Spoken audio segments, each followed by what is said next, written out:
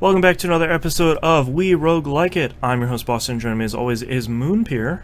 Hello. And Monkey Senior. Yo.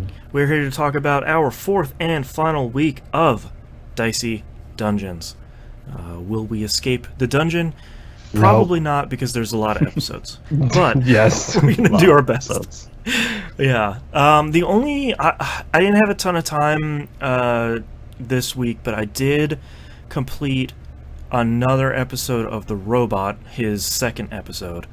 That was the one where duplicate dice disappear, and that was pretty rough.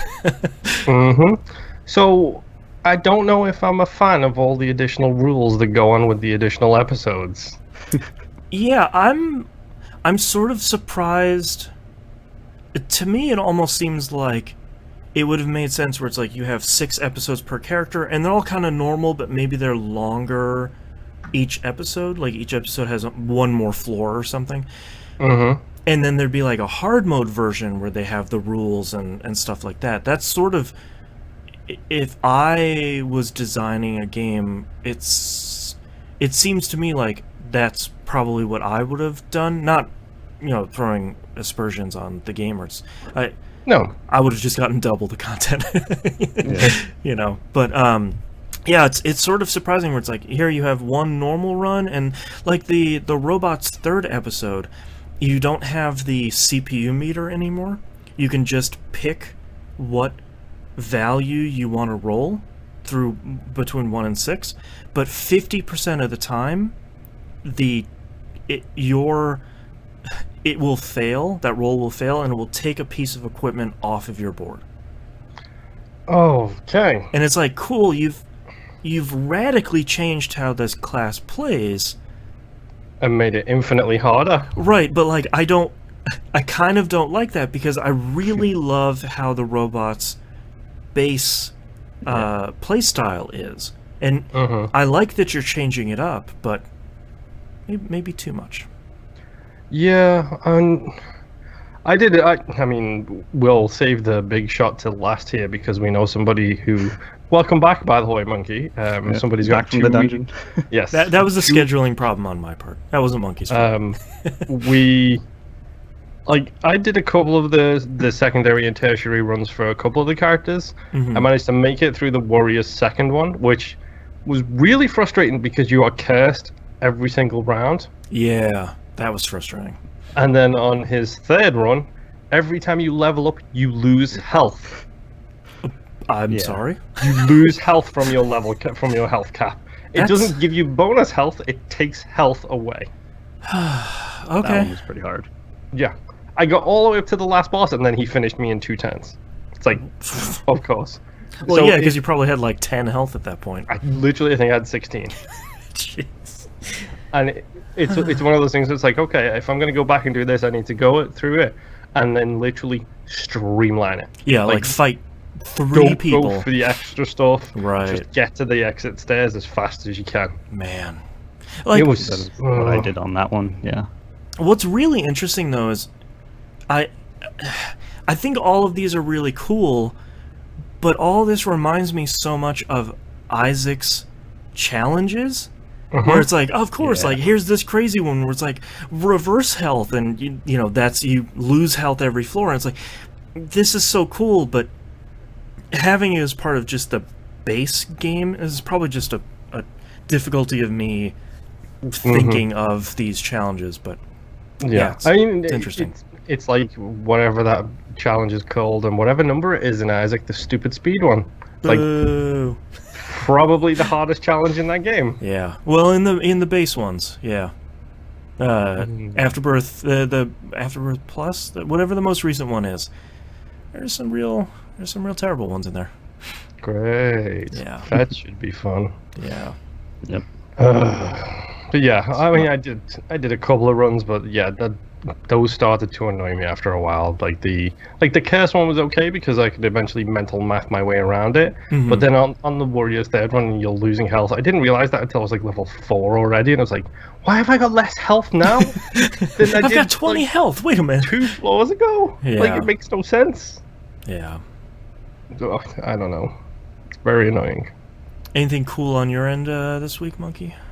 So I played a lot of Dicey Okay. Dungeons because I found that this is a very, very good game to watch YouTube with. Yes. Sure. There's two screens and just may or one may screen. not have been watching Giant Bomb a lot while playing this game. Yeah. Ditto. So I was just cranking out like the runs on this. I completed everyone's episode 2. Nice. Wow, okay. Except the final character. So I unlocked the final character. Oh, okay. Spoiler. I only Tell us did who it the is. I only did their first episode. It's actually a pretty cool character. It's the jester. Oh, okay. That spins the wheel at the end. Yeah. Okay. So yeah, like once you unlock them, he's like, I don't want to do this anymore. I'm gonna go through the dungeon, and then he Oh, gets turned cool. into a dice. And after you unlock him, he no longer spins the wheel. A baby squid spins the wheel instead. That's really good. Of course. Yeah.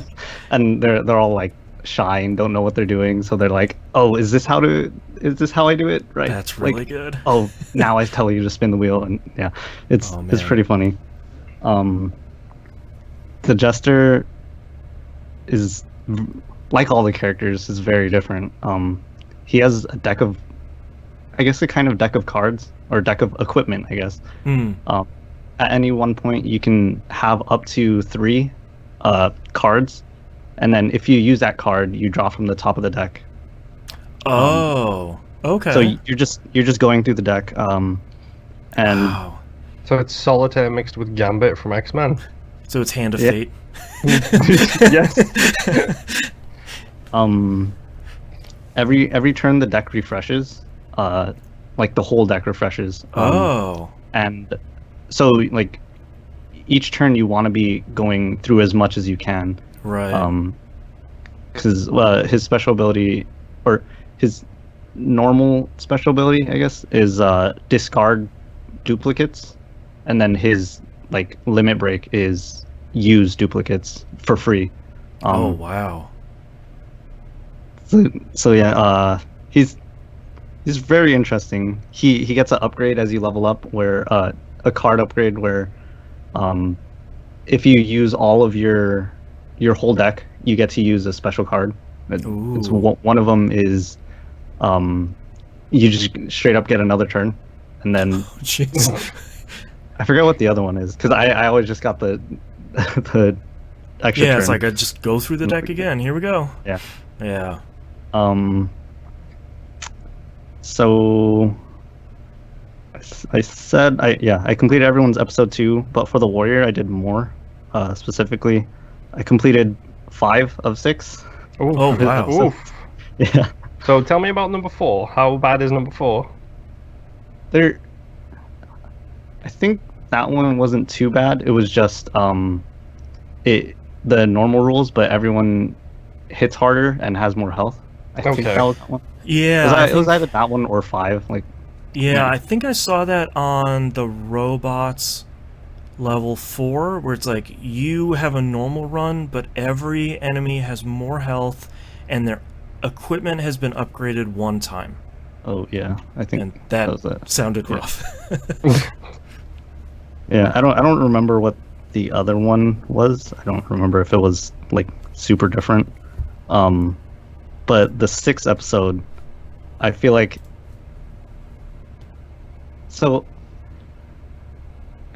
within each episode, each run felt very the same. Like I was Okay. getting very similar equipment every run, Yeah. and Like you'd see the battle axe pop up for the warrior, and it's like, oh, there's Yeah. the battle axe. I know that one. I got that one last time. Oh, okay. You get the spiked shield, where it's like, odd, even you do damage, or you get shields. Like, okay, yeah, I'm seeing the same equipment all over and over. Mm.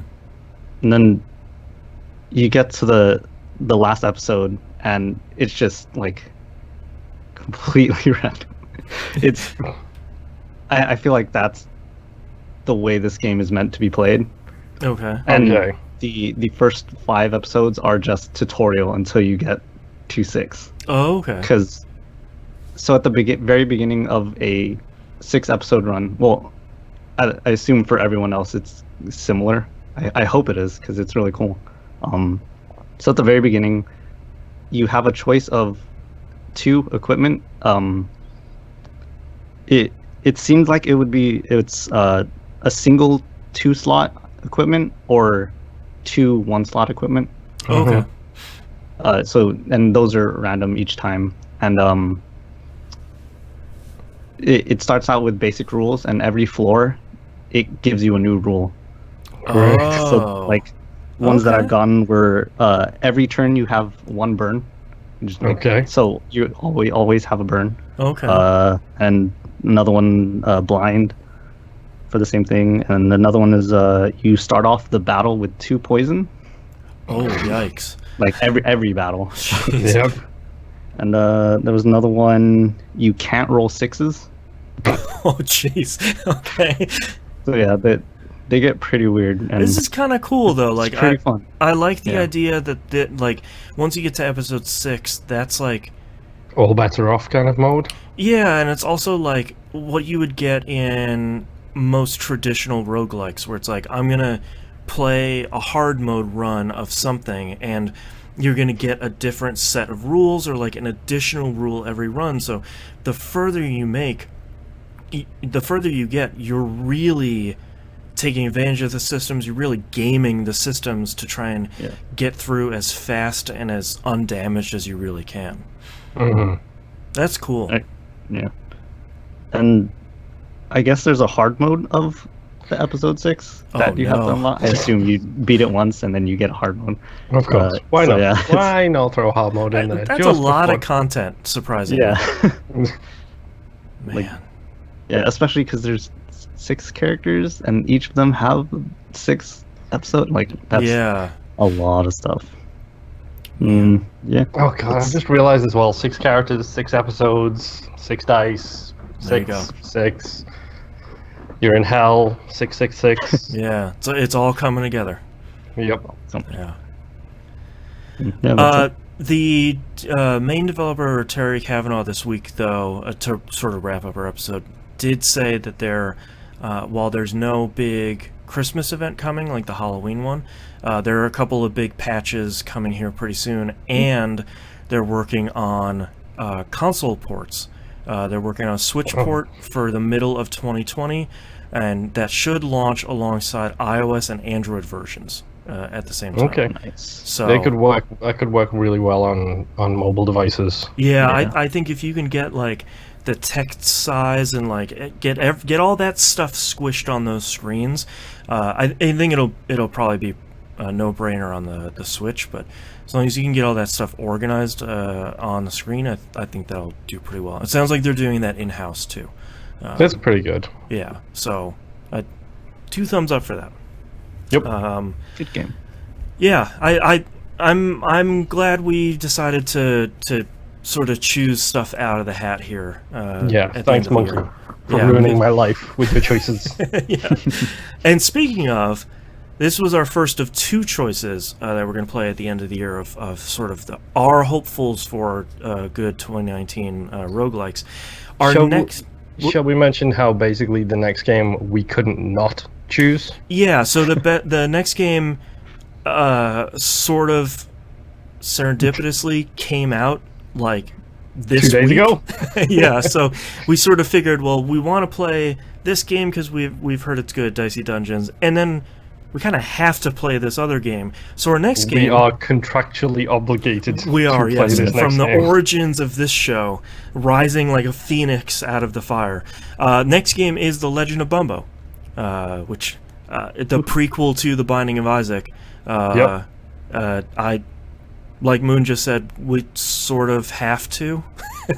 Yeah, it's almost like Boston. Does Boston play Destiny? Yes. Yeah. Are they going to cover anything made by Ed McMillan? Yes. Yeah, exactly. Especially like an Isaac game, especially like an Isaac prequel starring Bumbo. So yeah, we're gonna play that for the next 4 weeks. That will be our last game this year before we go on our holiday break. This show will go on holiday break along with sort of everything else, actually. Yes. Because Lord, do I need those 2 weeks off. But don't forget, we'll talk about that starting next week. The Legend of Bumbo, available on Steam. As far as I know, only on Steam. I believe so. I think so. Yeah, I don't think it's on GOG or anything. But don't forget, releasing alongside this, the thing you should listen to next is our ranking episode, where we rank Dicey Dungeons, and scoop that up into our list. And I think that's it. So we'll see you all next run. Oh. Bye bye. Bye.